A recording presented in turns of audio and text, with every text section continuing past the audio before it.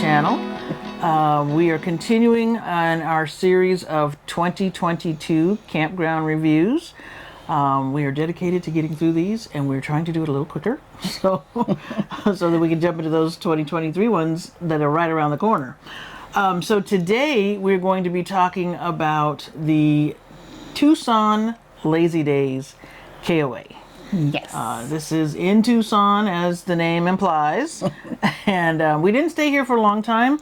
So, we will go through our normal flow of categories, but there will be some things that, we just didn't participate or get to utilize because this was, again, around the time that we were going to the FMCA conference, and we just were looking for just a couple nights stay. We were getting some work done on the rig also down in that area while we were at the conference. So this was just to help kind of bridge some gaps to get between the conference and the trailer or in the RV repair that we were having done. Yeah.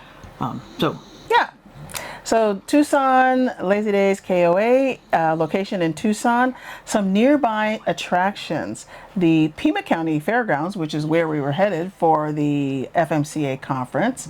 The city of Tucson, in the downtown area and the historical parts of the town. The city of Tombstone, which is, how far away would you say Tombstone is? I think it was just over an hour. Okay. Just over, just over an hour. Yeah. We didn't, now, not on this trip, but on a previous driving trip, we actually went down to Bisbee, which is the next town that's close to here. And if you've never been to Bisbee, that is definitely a little town to go to. Yes. And if you need a place to stay, the Letson Loft is my friend Mary Jane's little space there. It's a lovely B&B. But Bisbee is such a lovely town. It really is. Lovely, lovely town. Another thing that's close. And I was just going to say, that's only, if Tombstone is say 70 minutes away, I think Bisbee might be 90. Might be 90, yeah. Yeah, so it's not it's that a far. lovely, lovely little town, and it's just really worth going there. So if you're going to be in the Tucson area and you want to take a day trip and do something fun, absolutely go to Bisbee. The Saguaro National Park, absolutely another thing. One of our things on our grand adventure of 2020, 2021, and 2022 has been to go to all the national parks that we can go to. And we had actually already gone to the Saguaro National Park, but if you're going to be in this area, this would be something that would be close by. There's also the San Javier del Bac Mission. This is the church that is isn't this the church that you were talking about? Well, this is the one that I don't know enough of the history really, because we didn't get there, unfortunately, but I know the way the structure looks, it almost looks like it's unfinished. Like one of the peaks looks like they didn't finish it. I believe it was intentional though. I don't think it was in fact, I think it in fact was intentional, not something that they didn't finish. But unfortunately we didn't get there because again, we just weren't at this campground that long to do some of this exploring that we normally do. So that is definitely on my list though, the next time we're in that area. Yes. And as I mentioned, since we were here for this FMCA conference, one of the things we missed was that this is a UNESCO City of Gastronomy. Now you're like, what the heck is UNESCO? Well, we will put a link to that in the description below. We also try to look for UNESCO sites. Most of the times they're like historical sites or historical markers or something like that. They also have designations for cities of gastronomy. Tucson is one of the only two in the whole United States that's recognized in this category. We didn't even know that when we went. San Antonio, just in case you were curious. Just in case you were curious, yes. Yes. So we're actually planning to go through Tucson again in the 2023 year, so we will actually really get into this when we go next time. Yes. So we only stayed 2 nights. Well, we were there in 2 different times because we went there one night to take the RV over to the guys over at Professional Trailer in Tucson. Shout out to them. They do really great work. We had some RV repairs that needed to be done, and they were referred to us by our RV. Yes, our James, our RV tech out of Utah. He referred us to them, and so we went in to get some work done. And then the second time we stayed there was a couple of nights, but not anything longer than that. But we wanted to give a shout out to this park because this is actually one of the better KOAs that we've stayed at. Yeah, I mean, it looked like it's, and I don't know if you're going to say that or not, but it definitely has the KOA kind of cookie cutter feel. You know, all Mm-hmm. the things that you expect at a KOA, I think were there. Yeah, pretty consistent. Yeah. Yeah. So full hookups. We had full hookups. There was no issues or problems with the. That was the thing that we've never had an issue with in a KOA. And we stayed at probably about 4 different KOAs. And whether it's one night, 2 nights, multiple nights, whatever it is, we've never had a problem with the water, power, or sewer. Now, sometimes they have to turn the water off, or maybe even sometimes they have to bounce the power. But generally speaking, you don't have just random things happening where the power doesn't work. The other thing I'll say about KOAs, and I don't think I mentioned it here, is they're good at texting you to let you know stuff. If something's going on in the park, they'll text you and let you know, which is pretty nice. We were on a gravel site. I don't think they had any concrete sites, did they? Or asphalt sites? I don't think so. Yeah. I think they had paved roads, to get around the park. Yeah. But I think the sites themselves were gravel. Gravel, yeah. Now, what's interesting about this park is because it is Tucson, it gets pretty hot there. Mm-hmm. They actually have I think we have a photo of this because one of our stays was underneath this. They have these, they look like raised solar panel. Yeah, and you often see them in places like Phoenix and hot parts of the country where they've built shade. For you to park your RV for under. park your cars and park your RVs. So at this particular park, they actually have that. Yeah, and it's basically solar panels on top of it, so which is pretty smart to make use of that.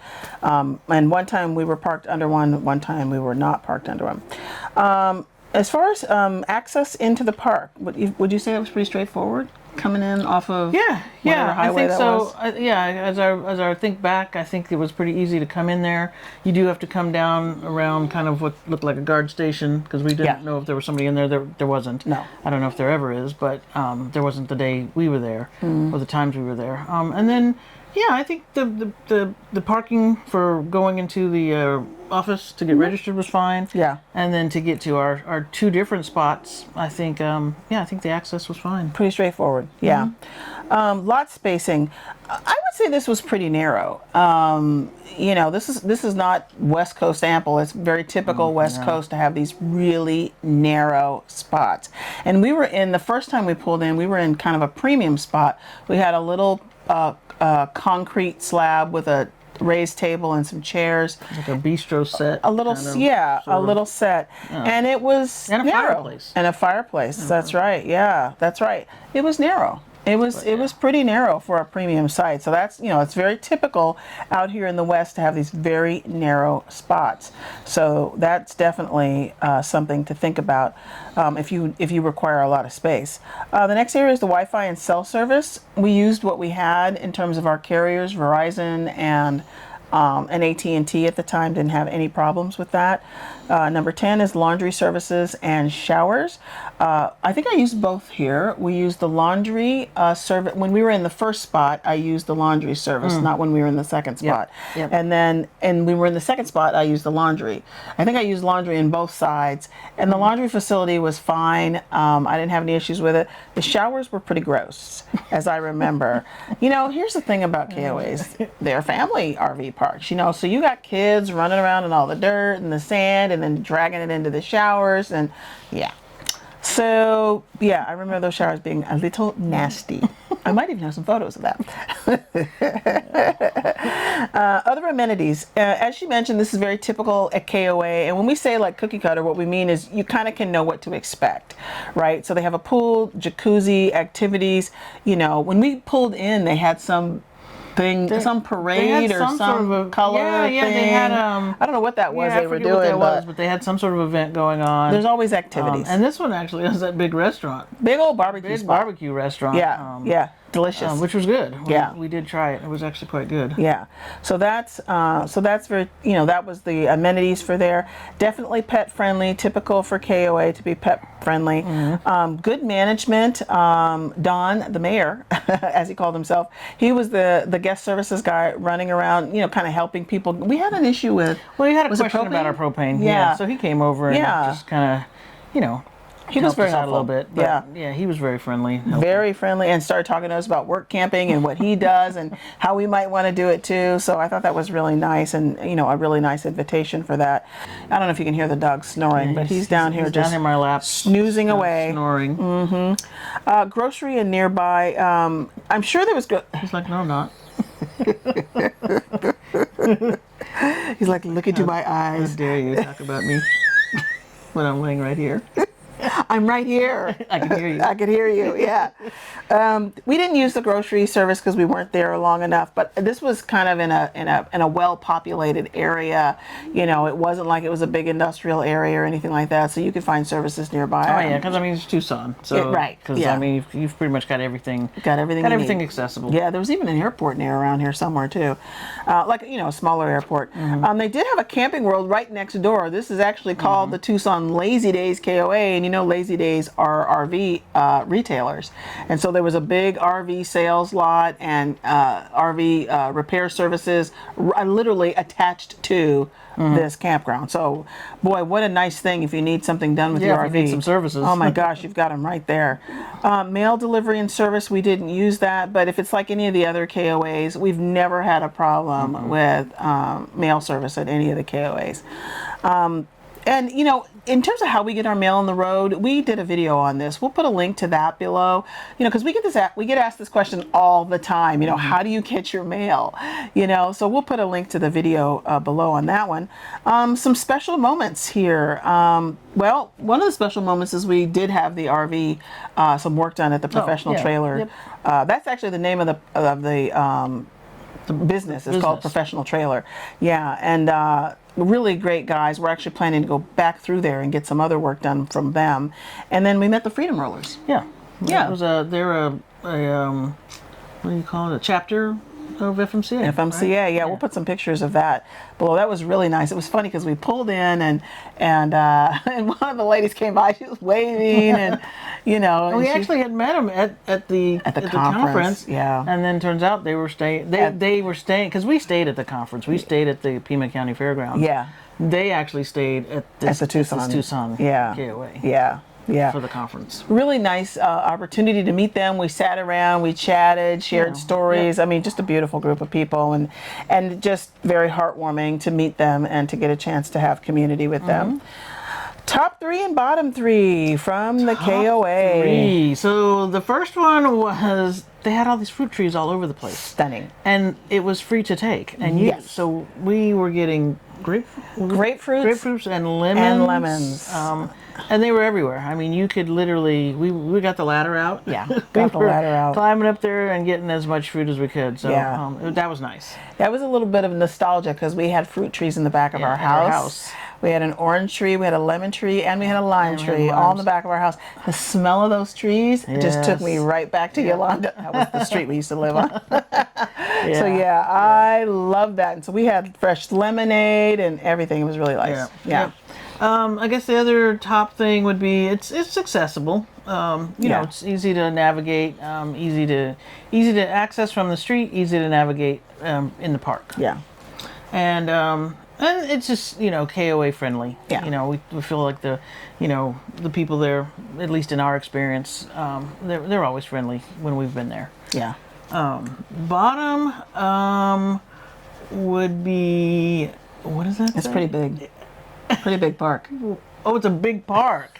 I was like, what does that say? Bad sink? Big sink? I don't know. So yes, it is a big park.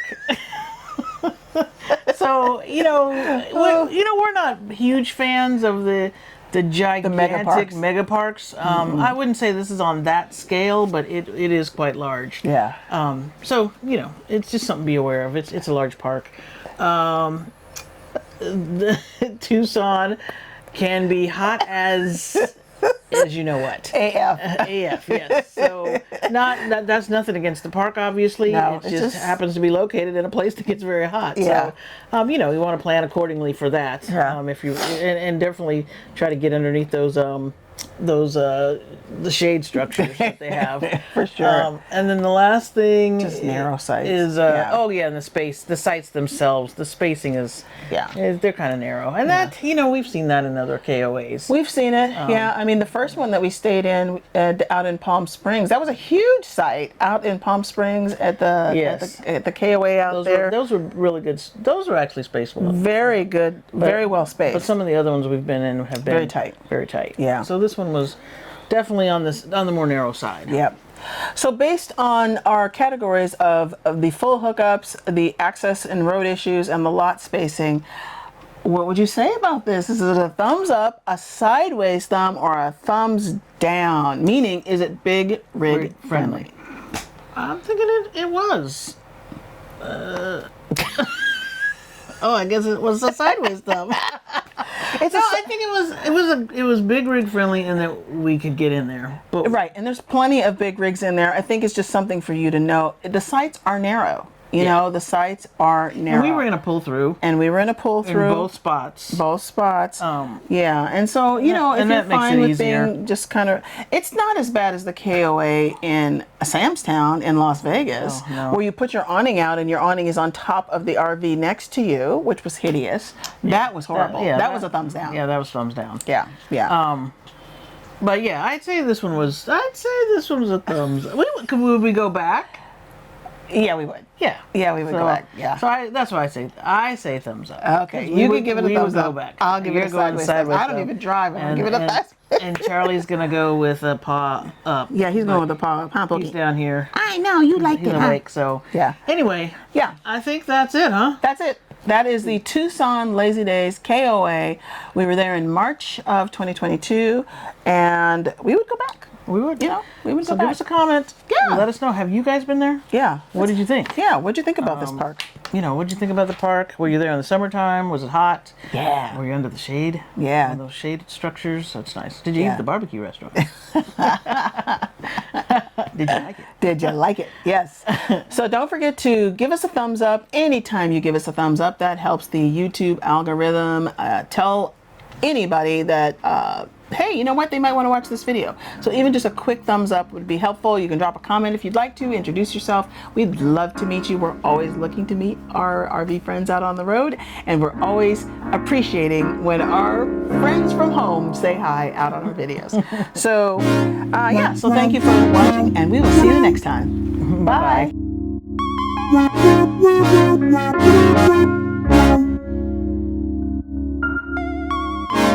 Wow, wow, wow, wow.